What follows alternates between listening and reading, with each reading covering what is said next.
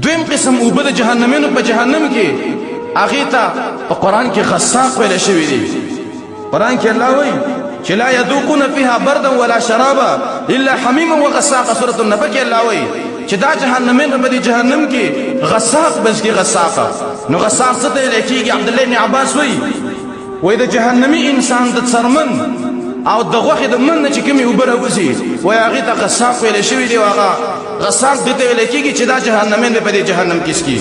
کعب الاحبار رحمه الله وایي غساق چې دی غساق وایي دا هغه چیني دي په جهنم کې وایي کوم چې زهریله څیزونه یې د مار لړم وغیره وایي دغه شیانو رجع او واپسي به دغه چینو ته کېږي چې دې ته غساق ویلی کېږي. وایي دا په جهنم کې چیني دي او کله چې د جهنمین دا اوبه وڅکي د دې غساق نه وایي د دې انسانانو په دې خېټو کې چې څه دي او په دې ګېډو کې پراته دي دا هر څه به ونه ولیکي تر دې پورې چې د پوندو پورې به دا انسانان ولیکي چې کله دا غساق وڅکي. دریم قسم اوبه چې جهنمین په جهنم کې څکي هغې ته سدید ویلی شوي دي چې دا قسم اوبه به جهنمین په جهنم کې څکي.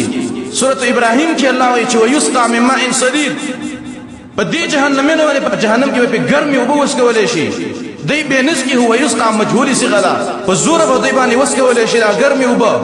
او دا سدیده یتجرعه وایي دا به ګوټ ګوټ تېروي دا اوبه خو لیکن دا به نشي تېرولی. ویأتیه الموت من کل مکان وما هو بمیت. دی جهنمي ته به د هر طرف نه مرګ راځي خو لیکن دا به د جهنم کې به نه مري.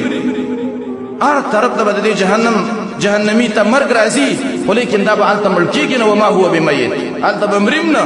نو دغه اوبه چې سدید دی دا به د جهنمینو باندې الله رب العالمین وڅکي. قتاده رحمه الله یوه ورځ ویلې وایي دا سدید داسې اوبه دي وایي کله چې جهنمي وڅکي وایي د څکلو سره به د جهنمي دا ټول بدن ولیکي. او به قتاده رحمه الله ویلې وایي چې هل لکم بهذا ید ای خلکو آیا تاسو په دې سدید باندې طاقت لرئ چې دا تاسو وڅکئ؟ ام لکم علی هذا صبر که نه په دې باندې تاسو صبر شئ کولی چې به یې وڅکئ او صبر پرې وکئ دا تاسو شئ کولی. او بیا ویلې چې طاعة الله اهون علیکم. هی خلکو د الله طاعت ګوره ډېر اسان دی په دنیا کې د الله خبره منل اسان دی په دنیا کې دا ومنئ. د جهنم عذابونه برداشت کول ګوره ډېر سخت دي چې دا به هلته څوک برداشت کړي.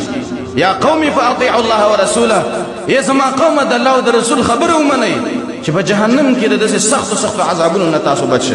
نو دا بل قسم اوبه شوي چې هغې ته سدید ویلی شوي دي.